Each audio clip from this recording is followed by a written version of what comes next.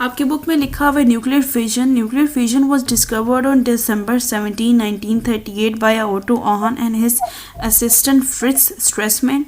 Explain theoretically in January. जिस तरीके से आपको एक्सप्लेन करके बताया गया कि उन्होंने किस तरीके से इस पर काम स्टार्ट किया था. ठीक है, इसकी आपके पास डेफिनेशन आ जाती है. इसी तरीके से ये सैम्पल एग्जाम्पल है. उस सैम्पल एग्जाम्पल में आपने बेरियम और क्रिप्टॉन को रख के देखा, 3 न्यूट्रॉन्स एमिट हुए और एनर्जी एमिट हुई. ठीक है, in this reaction the total mass of daughter nuclei is less than the original mass of the parent nucleus. This reduced mass defect is released as a thermal energy. Measurement shows that about 200 mega electron volt of energy is released in a single fusion event. मतलब ये जो single fusion reaction आप देख रही है ना uranium का, सिर्फ इसमें से इतनी एनर्जी रिलीज हुई है, एमिट हुई है.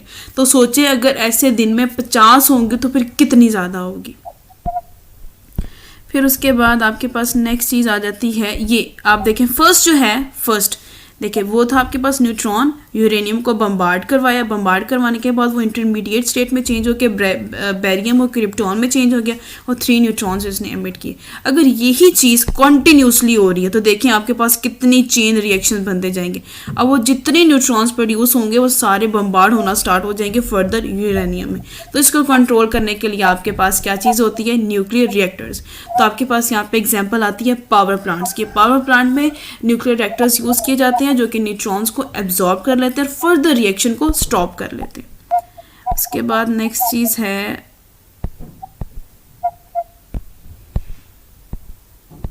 मेरे ख्याल से लास्ट पे उन्होंने एग्जांपल दी है आपके पास. as long as the average number of neutrons available to produce new fission is greater than 1 per reaction, the number of fission grows with the time as shown in the figure. जो previous figure में है, if we have such an event in uncontrolled way, it may produce huge amount of energy in a very short interval of time.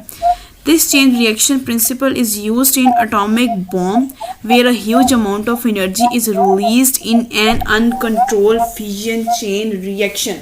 क्या मतलब हमारे पास जो atomic bomb है, अब हम अगर देखें सबसे बेस्ट एग्जांपल हमारे पास जो करंट सिचुएशन चल रही है वो है गाज़ा में. अब वो जो इसराइल के जो वो एटॉमिक बॉम्ब यूज़ कर रहे हैं और गाज़ा में फेंक रहे हैं, तो वो एक पूरी बिल्डिंग, एक पूरा एरिया उसको डिस्ट्रॉय कर रहे हैं. क्यों? क्योंकि उस एटॉमिक बॉम्ब के अंदर फ्यूजन रिएक्शन होता है. उसके अंदर यूरेनियम के लिए, अब यूरेनियम ही वो सब्सटेंस है जो एटॉमिक बॉम्ब के लिए यूज़ किया जाता है. क्योंकि ऐसे देखिए कितनी high amount of energy emit हो रही है, कितने न्यूट्रॉन्स एमिट हो रहे हैं. तो जब वहाँ पे वो गिरता है तो वो जितना एरिया उसके अंदर उसको जस्टिफाई किया जाता है, उसकी एक इंस्ट्रक्शन दी जाती है कि तुमने इतना एकड़, इतना सेंटीमीटर, इतना मीटर एरिया को डिस्ट्रॉय करना है.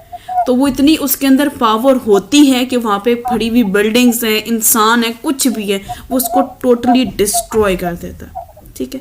In contrast the fusion chain reaction uncontrolled की बात हो रही है. The nuclear reactors release the energy from nuclear fusion in a control manner which is used for the useful purpose as in the cases of a nuclear reactors as shown in a figure 18.9.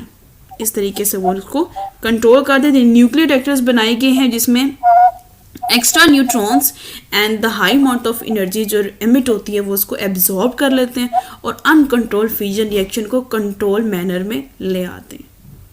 Reaction में और fusion reaction में confuse नहीं होना. ठीक है, fusion आपने समझना है, आई पहले आता है ना, ABC में आई पहले आता है और U बाद में आता है. तो फ्यूजन आई पहले आने की वजह से वो बड़ा है और उसका मतलब उसमें न्यूक्लियस भी कोई बड़ा है.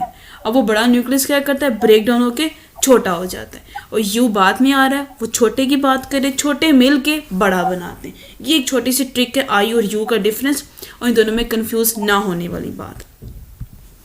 अब हम अगर यहाँ से देखें तो हमारे पास डेफिनेशन आ जाती है, when two light nuclei combine to form a heavier nucleus to the process is called nuclear fusion. कि छोटे छोटे न्यूक्लियाई मिलके, यहाँ पे 2 की बात हो रही है, 2 छोटे न्यूक्लियाई मिलके बड़ा न्यूक्लियस बनाते हैं. उस रिएक्शन को हम लोग फ्यूजन कहते हैं. ठीक है, आपके पास एग्जांपल जो है वो सन और स्टार में होने वाले रिएक्शन की एग्जांपल ली गई है. ठीक है, एक्सप्लेनेशन में जाएँ तो मैथ ऑफ द फाइन, अब यहाँ पे हम लोग मैथ अल्टरनेट आ गया. वहाँ पे हमारे पास मैथ क्या था, डॉटर का मैथ हमेशा फादर से कम रहता था.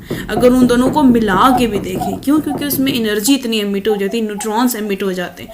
लेकिन यहाँ पे क्या होता है आपके पास, जब दो आपके पास हाइड्रोजन एटम्स हैं, ठीक है, ड्यूट्रियम एंड ट्राइट्रियम हाइड्रोजन एटम्स हैं, ये जब मिलते हैं फ्यूजन रिएक्शन करते हैं तो आपके पास ये हीलियम पार्टिकल बना है, ठीक है। हीलियम एक फर्दर न्यूक्लियस बना है, इसने एमिट की है, एनर्जी भी एमिट की है, न्यूट्रॉन भी एमिट की है। तो ये बेशक एक हैवियर न्यूक्लियस बना है, लेकिन इसका मैस हमेशा इसके डॉटर न्यूक्लाई से कम है। क्यों कम है? क्योंकि न्यूट्रॉन्स एमिट हुए हैं और एनर्जी एमिट हुई है। अब हमारे जो सन और स्टार्स है, जो हमें जो है लाइट एनर्जी, थर्मल एनर्जी आ रही है ना, वो फ्यूजन रिएक्शन का रिजल्ट है। वहाँ पे छोटे छोटे पार्टिकल्स, हाइड्रोजन पार्टिकल्स मिल के एक बड़ा हीलियम पार्टिकल बनाते हैं। वहाँ से जो एनर्जी एमिट होती है ना, वो थर्मल या लाइट एनर्जी के फॉर्म में अर्थ के टुवर्ड्स आती है, ठीक है। ये आपके पास एग्जाम्पल आ जाती है। जो डायग्राम है इसको अगर आप लिखें, एक इक्वेशन बनाएं, तो आप देखें हाइड्रोजन पार्टिकल, हाइड्रोजन 2 1 एंड 3 1, इन दोनों को मिलाएं तो आपके पास हीलियम आ जाता है, फादर न्यूक्लियस आ जाता है, और न्यूट्रॉन एब्जॉर्ब हो, आप एमिट हुआ है और एनर्जी एमिट हुई है, ठीक है। यह आपके पास फ्यूजन का रिएक्शन आ जाता है एग्जाम्पल के साथ। अगर हम यहाँ पे हम देखें, इसमें क्या होता है कि इसमें जो एनर्जी आपकी होती है, लास्ट वाले में कितनी थी, 200 थी, इसमें 25.7 mega electron volt energy emit होती है। मतलब ये आपके पास जो हमारी इस रिएक्शन की बात कर रही हूँ, अगर आप देखो सन के सेंटर में ना, ये आपने पढ़ा होगा, सन के सेंटर में 20 मिलियन केल्विन जो है वो टेम्परेचर होता है। अब उसमें फ्यूजन रिएक्शन हुआ, अब फ्यूजन जो रिएक्शन हुआ तो उसमें 25.7 मेगा इलेक्ट्रॉन वोल्ट की जो एनर्जी है, थर्मल की फॉर्म में, लाइट की फॉर्म में, अर्थ में, जो हमारी दुनिया, जो हमारी अर्थ में एटमॉस्फेयर में जो लाइट और थर्मल एनर्जी आ रही है ना सन से, उसका रेट है 25.7। ये आपके पास MCQs के लिहाज से बड़ा इंपॉर्टेंट क्वेश्चन है, ठीक है, कि सन का टेम्परेचर कितना होता है सेंटर से, 20 मिलियन केल्विन होता है। MCQs आता होता है बोर्ड में, और उसमें से जो एनर्जी एमिट होकर हमारी तरफ आ रही है वो 25.7 मेगा इलेक्ट्रॉन वोल्ट। ये आपके पास था फ्यूजन रिएक्शन, ठीक है। कोई क्वेश्चन?